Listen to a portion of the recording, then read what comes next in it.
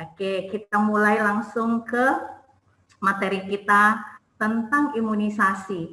Jadi ini masih lagi segar-segarnya karena baru launching. Kalau produk baru itu disebutkan baru launching ya, waktu Desember 2020. Nah, nanti yang kita bahas di sini apa? Sebenarnya tidak jauh berbeda, tetapi ada beberapa poin yang sebaiknya kita ketahui sama-sama. Nah, nanti kalau secara teknisnya sedikit berbeda, tidak usah khawatir karena untuk hasil akhirnya insya Allah tetap bagus. Jadi jangan nanti, apalagi teman-teman yang di puskesmas, kita mengikuti yang jadwal seperti ini bagaimana. Nah, itu mudah-mudahan tidak sampai menyebabkan imunisasinya sia-sia ya. Tapi karena ada ini rekomendasi yang membuatnya adalah orang-orang yang kompeten di bidangnya, jadi itu semua sudah ada pertimbangannya dan diadop dari mana, makanya perlu kita tahu nih apa yang terbaru dari rekomendasi IDAI tentang jadwal imunisasi ya. Oke. Nah, ini perlu kita, maaf, ini saya sip ya. Jadi Ikatan Dokter Anak Indonesia secara periodik mengkaji rekomendasi jadwal imunisasi ini untuk menyesuaikan dengan berbagai perkembangan yang terkait dengan jadwal imunisasi di Indonesia. Nah, ini bertujuan agar dapat digunakan sebagai pemandu lah ya. Jadi kadang-kadang waktu sebelum ini muncul seperti di luar negeri, mungkin negara tetangga yang lebih dekat, Malaysia, Singapura, contohnya misalnya varicella, mereka sudah memberikan 2 kali. Kenapa di Indonesia masih 1 kali? Nah itu, jadi sering ada pertanyaan seperti itu. Nah inilah dia jawabannya ya. Kemudian perubahan itu tidak banyak, tapi nanti ada beberapa seperti hepatitis B, ya, IPV, BCG, DPT, HIV, campak, MR atau MMR, JE juga, varicella, hepatitis A dan dengue, ya. Nah, revisi ini memperhatikan vaksin yang tersedia di Indonesia tentunya, jadi tidak akan sama persis dengan negara-negara lain. Nah, ini adalah jadwal imunisasi rekomendasi dari IDAI yang terbaru, yang 2020. Nah, di sini teman-teman sejawat bisa lihat atau rekan-rekan bidan bisa lihat kalau imunisasi itu nanti memang sering dibilang ada imunisasi dasar, ada imunisasi pilihan. Tetapi kita sebagai tenaga kesehatan diharapkan mengedukasi orang tua pasien-pasien kita atau anak-anak yang dalam rawatan kita bahwa imunisasi itu banyak. Nah, bukan berarti yang dasar itu yang lebih penting dibanding yang pilihan. Karena pada prinsipnya imunisasi itu spesifik. Jadi antara satu dengan yang lainnya tentunya punya manfaat yang berbeda-beda. Jadi kadang-kadang orang tua bisa salah persepsi. Saya sudah berikan anak saya imunisasi lengkap, Dok. Kok masih bisa menderita penyakit ini misalnya? Karena ternyata imunisasi itu belum dia dapatkan. Jadi kita tugasnya mengedukasi. Nah, bisa kita lihat di gambar ini. Yang pertama itu kolomnya adalah jenis imunisasinya. Nah, kenapa dibeda-bedakan warnanya di kolom tersebut? Ada biru, kuning, pink, dan kuning lebih terang. Nah, itu kalau biru itu primer, berarti penyuntikan pertama ya imunisasinya. Kapan sebaiknya pemberian imunisasi ini dimulai? Itulah yang primer. Kemudian yang kuning itu adalah catch up. Kadang-kadang terlewatkan atau kondisi tertentu misalnya sakit tidak diberikan pada usia itu. Atau orang tuanya kemarin-kemarin masih belum mau memberikan imunisasi anaknya. Karena edukasi kita, karena pendekatan kita akhirnya mau diberikan anaknya imunisasi. Nah, bisa di kolom catch up. Jadi bisa kita lihat vaksin-vaksin mana aja yang masih bisa diberikan walaupun sudah terlambat dan mana yang sudah tidak bisa ya. Tentunya kalau sudah lewat itu berarti tidak ada manfaatnya lagi atau kurang, jadi kita tidak anjurkan ya. Kemudian yang pink itu adalah booster, penguat. Ya, imunisasi yang diberikan pada usia-usia tertentu, di mana imunisasi yang awal, yang primer, itu antibodi yang terbentuk sudah sangat sedikit atau hampir tidak ada, maka dibutuhkan booster. Ya, jadi bisa dilihat apa aja yang perlu booster, terutama biasanya vaksin-vaksin yang inaktif yang perlu booster. Kemudian yang kuning lebih terang itu adalah vaksin yang kita anjurkan untuk daerah endemis. Misalnya Japanese encephalitis. Nah, itu kan hanya di daerah-daerah tertentu. Walaupun kadang-kadang ditanya, boleh tidak diberikan anak saya Jambi misalnya, tidak termasuk endemis. Pekanbaru masuk, Kalimantan, Nusa Tenggara, Bali yang tertinggi ya. Jadi boleh tidak anak saya disuntik? Oh, Japanese encephalitis, boleh aja. Tetapi perhatian kita atau lebih diprioritaskan untuk daerah-daerah yang endemis. Atau misalnya akan melakukan perjalanan ke daerah-daerah itu. Nah, nanti bisa kita anjurkan kapan sebaiknya dilakukan penyuntikan imunisasinya ya. Untuk Permenkes ya, ini masih jadwal imunisasi menurut berdasarkan Permenkes nomor 12 tahun 2017. Nah, mungkin teman-teman, rekan-rekan yang ada di Puskesmas, biasa kita mengikuti jadwal ini. Nah, jadi tetap kita pakai. Nah, mungkin kalau yang berbeda itu di sini campak, sekarang kita sudah memberikan MR, jadi campak dan rubella ya. Kemudian imunisasi booster itu di usia 18 bulan ada DPT, HB, HIV, dan campak. Nah, jadi nanti dilihat kapan sebaiknya diberikan imunisasi booster ini. Wah, misalkan kadang-kadang pemberian imunisasi primernya tadi terlambat, maka boosternya bisa aja mundur. Jadi tidak di usia 18 bulan, tergantung kapan disuntikkan imunisasi yang pertamanya. Jadi pemberian imunisasi lanjutan setelah imunisasi dasar yaitu 12 bulan dari DPT, HB, HIV, kalau mereknya yang kita apa itu Pengabio ya, yang ketiga, dan 6 bulan dari campak dosis pertama. Nah, itulah saatnya diberikan booster. Kemudian imunisasi anak sekolah yang kita kenal dengan BIAS. Nah, itu biasanya diberikan pada di kelas 1 ada imunisasi campak dan sekarang itu adalah MR dan DT. Imunisasi kelas 2 SD adalah imunisasi TD, kelas 5 SD imunisasi TB. Nah, jadi ini rutin dilakukan. Nah, jadi kita harapkan apalagi sekarang lagi masa pandemi, jadi teman-teman yang mungkin berhubungan dengan imunisasi ini, sama-sama kita tetap mengedukasi masyarakat karena kadang ketakutan tertentu sehingga menghindari tempat-tempat umum. Nah, kadang-kadang imunisasinya jadi tertunda. Nah, itu sangat kita jangan sampai terjadi karena yang kita takutkan adalah terjadinya KLB. Nah, mudah-mudahan itu tidak terjadi. Jadi kita harapkan cakupan imunisasi kita tetap bisa tercapai ya.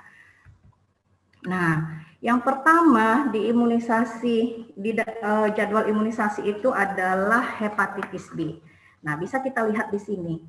Yang sebelumnya dosis pertama itu diberikan 12 jam setelah lahir.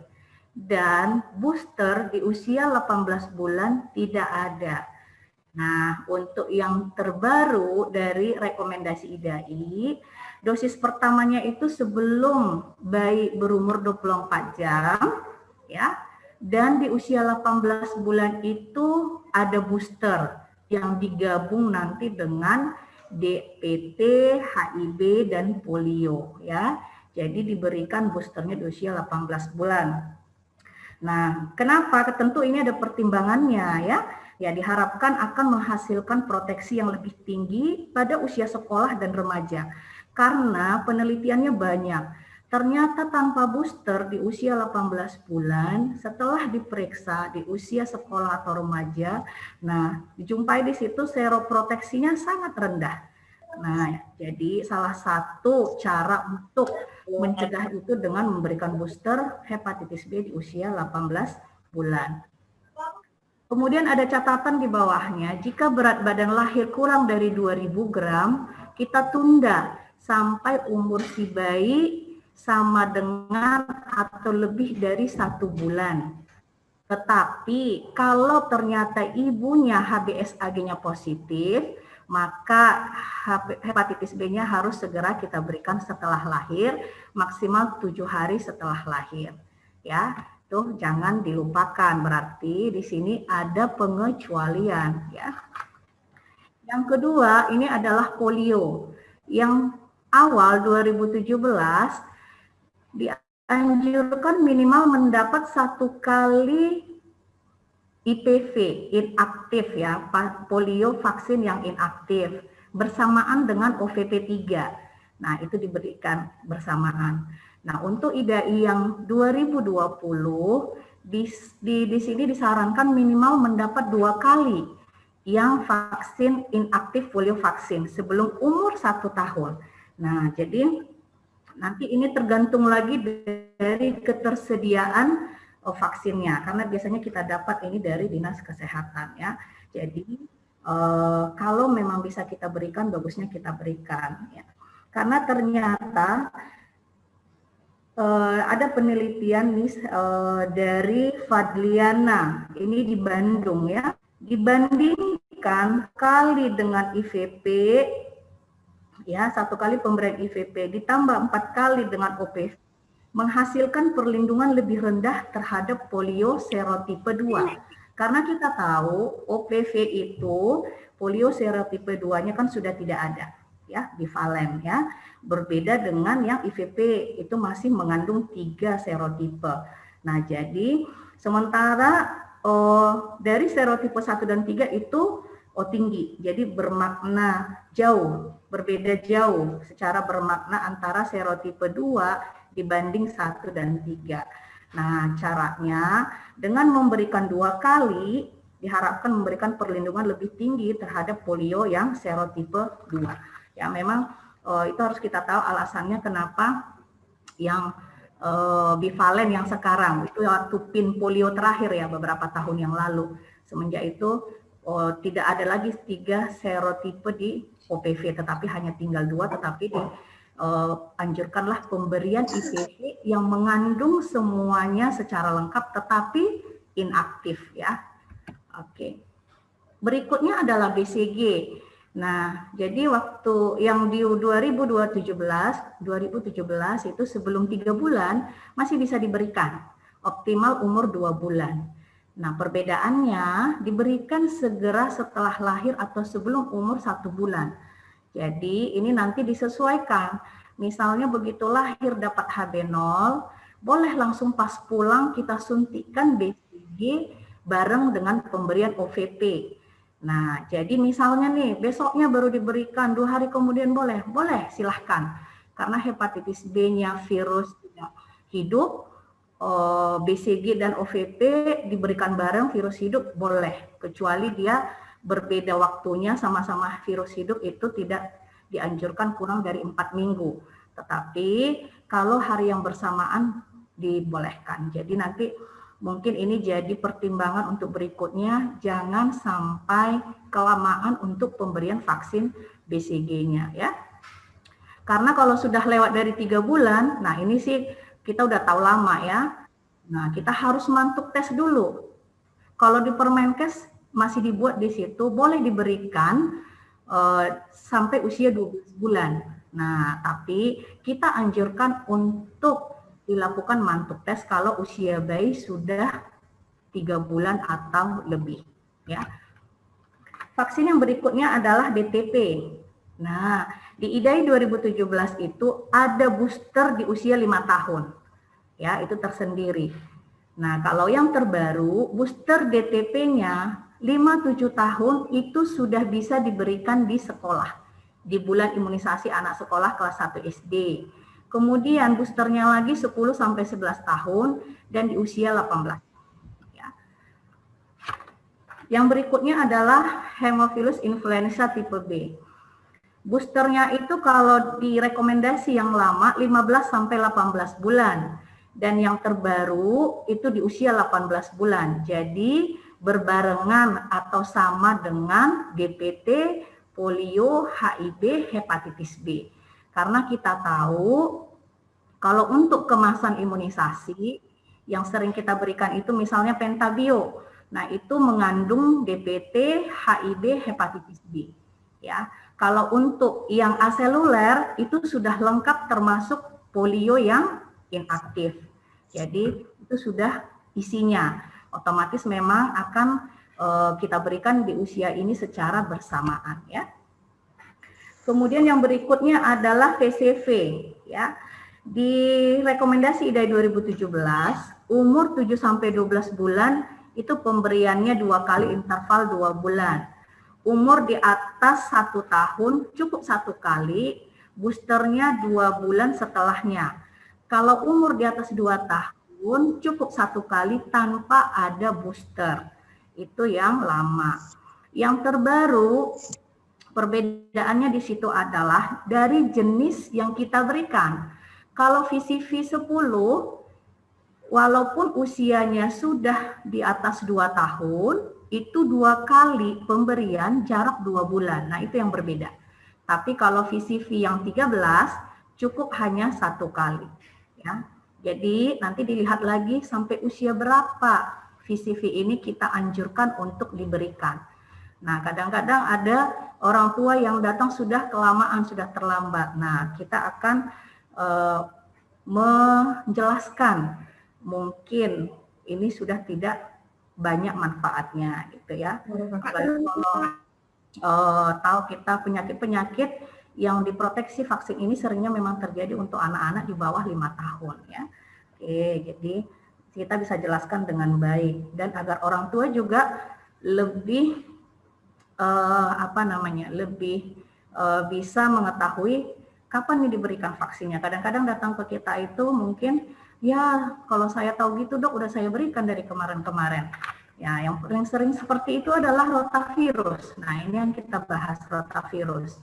Jadi kadang datang udah usia 6 bulan, percuma ibu diberikan, ya, gitu ya. Jadi yang lama, monovalen, itu cukup 2 kali pemberian. Ya, dosis pertamanya bisa kita mulai dari usia 6 minggu. Nah, nanti yang terakhirnya itu di usia 24 minggu, dosis yang kedua, ya maksimal dosis 24 minggu. Sedangkan pentavalen itu 3 kali, dosis maksimalnya itu di usia 32 minggu, maksudnya dosis terakhir. Yang ketiga di usia 32 minggu. Nah, bedanya apa dengan yang terbaru? Bisa kita lihat di situ, waktu atau kalau dilihat di sini, dosis pertama 6 sampai 14 minggu. Jadi tidak dianjurkan diberikan lebih dari 14 minggu untuk dosis yang pertama. Nah, kalau pentavalen yang sekarang yang di IDAI 2020, dosis pertama jangan lewat atau jangan lebih dari usia 12 minggu. Nah, jadi bisa kita kasih tahu keluarganya di awal-awal imunisasi, misalnya waktu penyuntikan BCG kita akan memberitahu bahwa berikutnya vaksinnya adalah misalnya di usia 2 bulan ya, adalah DPT, polio, HIV, hepatitis B. Nah, Ibu, saya ada mau menjelaskan tentang rotavirus. Nah, sebaiknya diberikan kapan dan apa manfaatnya. Jadi si Ibu tidak akan merasa kita tidak menjelaskan yang akhirnya ada penyesalan kalau anaknya sudah tidak bisa lagi kita berikan rotavirus ya. Yang berikutnya adalah influenza. Nah, jadi waktu masih sebelum yang terbaru ini, dosis vaksin influenza itu diberikan dari usia 6 bulan ya. Di bawah 3 tahun itu dibedakan. Dosisnya 0,25 mili, di atas 3 tahun 0,5. Nah, jadi untuk imunisasi primer atau yang pertama kali diberikan, usia kurang dari 9 tahun itu diberikan 2 kali, intervalnya minimal 4 minggu. Setelah itu baru diulang sekali setahun. Nah, yang terbaru, dosis vaksin influenza itu jadwal pemberiannya tetap di atas 6 bulan, dengan dosis 0,5 mili. Jadi sudah sama antara anak di bawah 3 tahun maupun di atas 3 tahun. Tetap ada pengulangan, ya, tetap ada pengulangan dulu, tapi jaraknya imunisasi pertama 6 bulan sampai 8 tahun diberi 2 kali. Nah, interval 4 minggu. Kalau tadi di bawah 9 tahun. Nah, ini lebih dipersempit lagi sampai 8 tahun, sebaiknya diberikan 2 kali dulu, ya, baru nanti sekali setahun. Kalau dia sudah di atas atau sama dengan 9 tahun, cukup hanya 1 kali, yang ulangannya berarti 1 tahun ke depan. Ya. Yang berikutnya adalah vaksin MR atau MMR, measles rubella atau mumps measles rubella. Nah, di 2017 jika sudah vaksin campak usia 9 bulan, maka MR atau MMR-nya diberikan usia 15 bulan. Ya. Nah, kalau untuk yang terbaru, 9 bulan itu sekarang kita sudah pakai vaksin MR. Bila 12 bulan belum MR, kita anjurkan untuk langsung diberikan MMR. Jadi boleh langsung. Nah, boosternya sama di usia 18 bulan, dan umur 5-7 tahun itu bisa didapatkan di sekolah untuk ulangan MR-nya, ya. Jadi ada pilihannya. Kalau ternyata anaknya datang sudah 12 bulan belum pernah imunisasi campak. Nah, rata-rata kan masih menggunakan campak, kita bisa edukasi mau langsung MMR lebih bagus, ya. Kemudian ada Japanese encephalitis yang tadi kita singgung sedikit. Nah, ini biasanya diberikan kalau untuk yang lama diberikan mulai umur 12 bulan pada daerah endemis tadi yang saya sebutkan atau turis. Boosternya 1 atau 2 tahun berikutnya. Jadi 2 kali pemberian imunisasi Japanese encephalitis. Untuk yang terbaru mulai umur 9 bulan sudah bisa diberikan dan tetap diberikan boosternya. Yang berikutnya adalah varicella. Yang lama itu hanya 1 kali pemberian. Diberikan setelah umur 12 bulan, terbaik pada usia sebelum sekolah dasar. Apabila diberikan pada usia lebih dari 13 tahun, perlu 2 dosis. Nah, dengan interval minimal 4 minggu. Nah, yang terbaru perbedaannya adalah mulai kita berikan usia 12-18 bulan, dan di sini ada ulangannya, ya. Pada umur 1-2 tahun diberikan 2 dosis, interval 6 minggu sampai 3 bulan. Nah, kalau untuk anak yang sudah lebih besar di atas 13 tahun, 2 dosisnya intervalnya 4-6 minggu. Jadi di sini keduanya atau semua usia yang dapat imunisasi varicella sebaiknya ada ulangannya, tetapi waktu pengulangannya yang sedikit berbeda. Ya, jadi nanti mohon dilihat kapan nih pengulangan imunisasi varicellanya. Misalnya teman-teman bertanya, dokter saya sudah berikan anak saya imunisasi varicella baru 1 kali. Waktu umur sekian belas bulan, di atas 12 bulan. Sekarang umurnya sudah 4 tahun. Nah, bagaimana dong yang keduanya? Kan tadi harusnya 1-2 tahun diberikan 2 dosis, intervalnya hanya sampai 3 bulan. Jadi boleh kita berikan kekurangannya. Ya, kalau imunisasi itu adalah ilmu yang kita tahu sama-sama, ilmu kedokteran salah satu terhebat yang ada di ilmu kedokteran. Jadi tidak akan sia-sia imunisasi yang kita berikan sebelumnya. Jadi tidak ada istilah mengulang atau sia-sia. Jadi cukup melengkapi kekurangannya saja, ya. Kemudian ada hepatitis A. Nah, di yang lama mulai umur 2 tahun, intervalnya 6-12 bulan. Yang terbaru diberikan lebih cepat. Memang kalau kita baca di kalau ada imunisasinya itu di produknya itu memang dituliskan di situ kalau imunisasi itu sudah boleh diberikan dari usia di atas 12 bulan. Menggunakan yang baru, yang ini. Jadi berikan jika anak sudah berusia 1 tahun, ya. Jadi tidak menunggu sampai usia 2 tahun lagi. Tetapi intervalnya lebih panjang, antara 6 sampai 18 bulan ya. Kemudian ada tifoid. Kalau tifoid ini tidak berbeda, masih di atas atau umur 2 tahun atau lebih dengan pengulangan setiap 3 tahun ya. Oke. HPV ini mulai umur 10 tahun kalau yang lama sebanyak 3 kali. Remaja 10 sampai 13 tahun 2 kali dengan interval 6 sampai 12 bulan. Nah, kalau yang terbaru itu mulainya dari umur 9 sampai 14 tahun itu pemberiannya 2 kali dengan interval 6 sampai 15 bulan. Kalau usianya sudah mencapai 15 tahun, maka diberikan 3 kali penyuntikan. Tergantung jenis vaksin mana yang kita gunakan. Nah, bivalen itu ada 0,16 bulan dan kuadrivalen 0,26 bulan ya. Kemudian ini mungkin yang terakhir ya, dengue ya. Kalau sebelumnya di umur 9-16 tahun di jadwal 0-6-12 bulan. Nah, yang terbaru ini sama waktu pemberiannya tetap 3 kali, tapi jaraknya 6 bulan, ya kurang lebih sama lah ya, 0-6-12 ya, itu jaraknya 6 bulan. Tetapi ada syaratnya. Nah, kalau yang lama itu ibaratnya itu semua anak bisa kita berikan berusia 9 sampai 16 tahun. Nah, kalau untuk rekomendasi IDAI yang terbaru, syaratnya adalah dengan dengue seropositif. Ya, pernah dirawat dengan diagnosa dengue, paling tidak ada pemeriksaan NS1-nya atau IgG IgM anti dengue-nya atau pemeriksaan serologi IgG anti dengue positif. Jadi itu syarat untuk pemberian khusus untuk imunisasi dengue ya.